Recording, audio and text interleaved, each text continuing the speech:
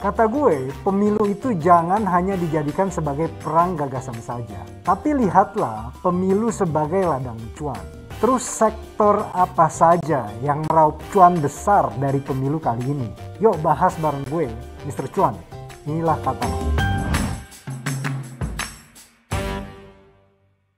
Pemilu telah usai, kini kita tinggal menunggu hasilnya. No. Gue nggak mau bahas siapa yang menang. Yang menang udah kelihatan kan dari hitung cepat kemarin. Gimana? Seneng calon presiden pilihan lu menang? Atau sebaliknya, sedih? Udahlah, kita berdoa aja. 5 tahun ke depan kita akan terus baik, ekonomi meningkat, dan kondisi keuangan kita selalu aman. Ngomong-ngomong soal pemilu guys, gue ngerasa puas. Lo tau sendiri kan, ramainya kayak apa pemilu tahun ini? Adu gagasan, kampanye, lapangan, sampai perang argumen di media sosial itu rame banget. Nah, di sini gue senengnya. Akhir tahun lalu, beberapa pihak memprediksi kalau pemilu tahun ini perputaran uangnya tembus ratusan triliun rupiah.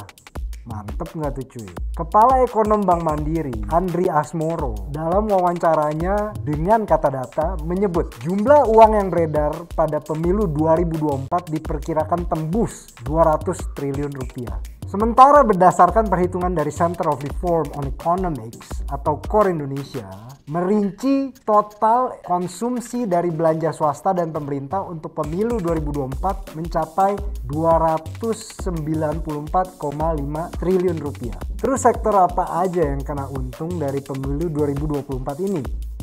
Yuk kita bahas. Yang pertama adalah usaha percetakan. Ini adalah barang yang paling gampang kita temui. Bendera partai ada di mana-mana.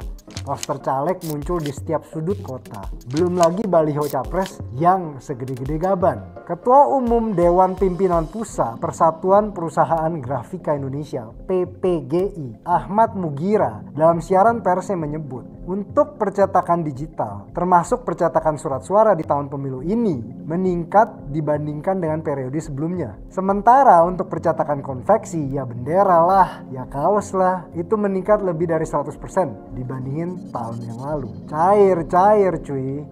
Terus apalagi sektor yang meraup untung di tahun politik ini, Mister? Ada, yaitu perikanan digital. Lo sadar nggak sebenarnya yang ramai di tahun politik itu adalah ruang digital kita, dunia maya kita. Ke TikTok kita ketemu orang perang kreativitas. Kita ke platform X, ketemu orang adu gagasan.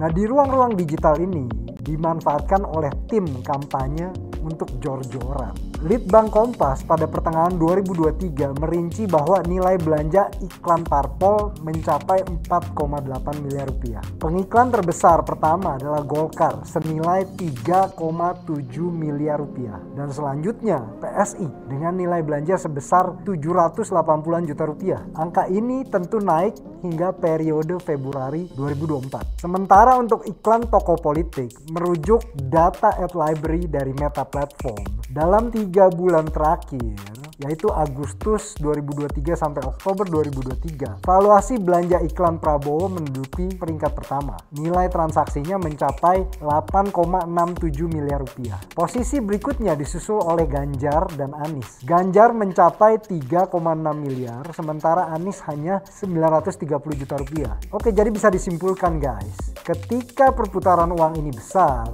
maka dipastikan konsumsi masyarakat juga berdampak besar. Orang memutar duit buat kebutuhan harian, buat pendidikan, hingga buat investasi. Ya begitulah pemilu kita. Kata gue, pemilu itu memang panas, tapi juga bisa dingin karena cuan. Kalau kata lo, kalau lo punya ide atau masukan soal konten gue, langsung aja sampein pendapat lo sesuka hati.